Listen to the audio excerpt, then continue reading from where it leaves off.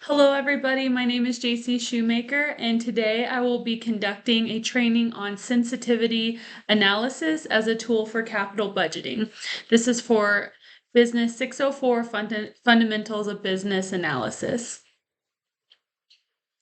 For an overview of what we'll be discussing today, first we'll be conducting and discussing what a sensitivity analysis is, what capital budgeting is, and what qualitative and quantitative analysis is, as well as how that can be used, and project risk and how project risk should be implemented into this analysis.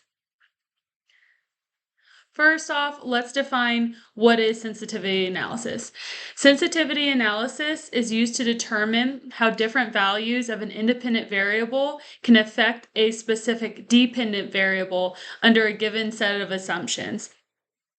In this, we should look at how sources of uncertainty are used in a mathematical model and how that contributes to models' overall uncertainty, and this is dependent on one or more input variables.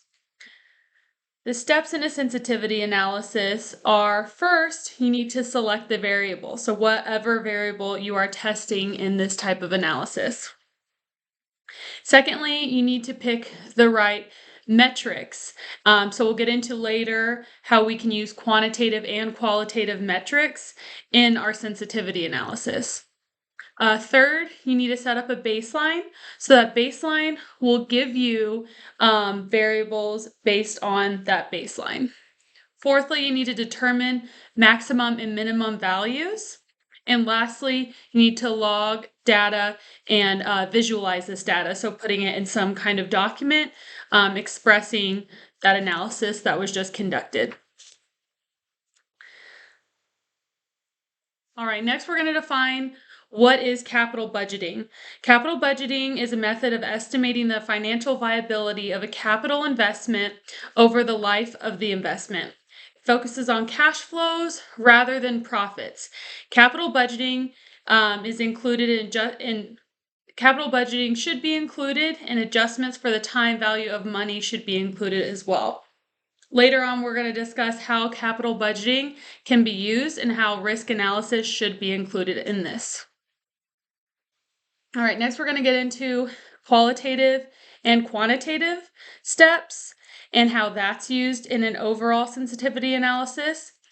So qualitative steps are going to be non-statistical data. It's usually going to be unstructured or semi-structured data. Qualitative steps will typically be used as identifiers, labels, categories based on properties instead of numbers and facts.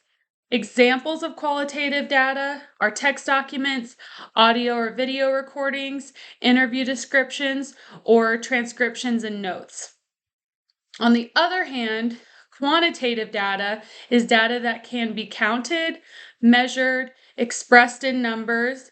This differs from qualitative data because qualitative data is typically conceptual, while quantitative data is structured and defined. Examples of quantitative data are things such as tests, experiments, surveys, market reports, and metrics.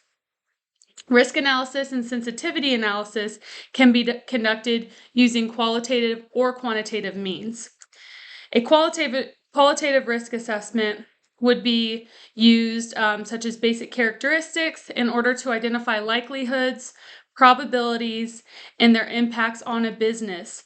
An example of this is a business manager conducting analysis on identifying risks and then establishing mitigation methods using more qualitative means. Quantitative analysis can be more complex, and an example of this is finding the percentage of an output and a percentage of an input and using that as a quantifiable number to come to a conclusion based on facts.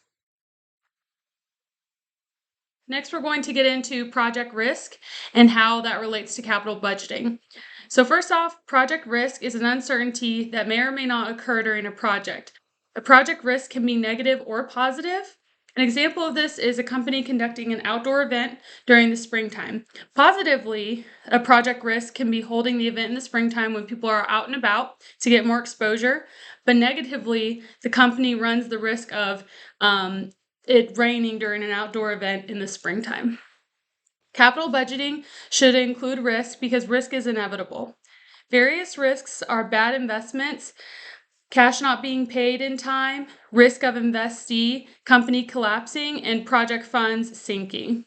Project risk can be incorporated into capital budgeting by the risk adjusted discount rate. In this method, the amount of risk is calculated into a project already. So in conclusion, in summary, a sensitivity analysis can be helpful and done qualitatively or quantitatively. And during this, a project risk should be conducted and calculated into a capital budgeting analysis. That includes today's discussion on sensitivity analysis. Thank you.